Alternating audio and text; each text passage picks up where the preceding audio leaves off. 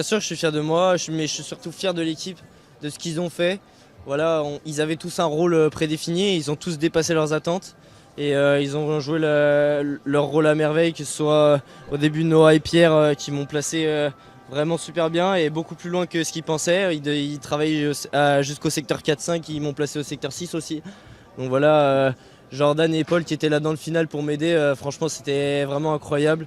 Et voilà, et toute la journée, Grégor qui n'a pas eu trop de chance qui est tombé, mais voilà, et c'est tous ces gars-là qui m'ont permis d'aller chercher cette belle place et qui m'ont donné envie de me battre. Voilà.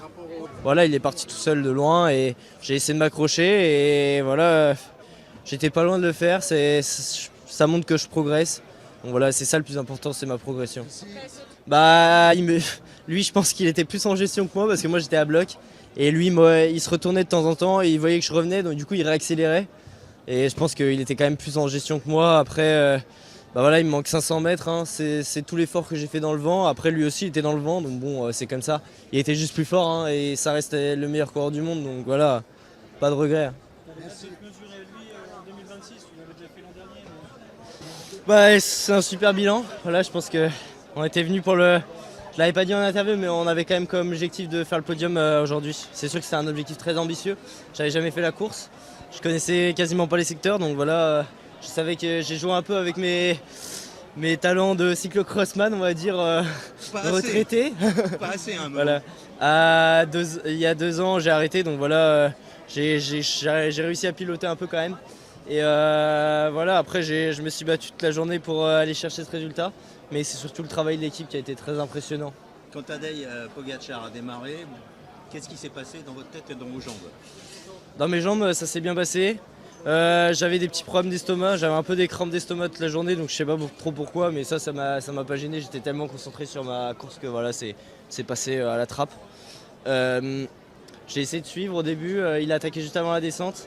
Après, ils ont joué le jeu d'équipe, Del Toro m'a bloqué. Il voulait vraiment pas que je passe, je le doublais et il me redoublait, il me freinait devant. Donc dans la descente, j'ai perdu du temps.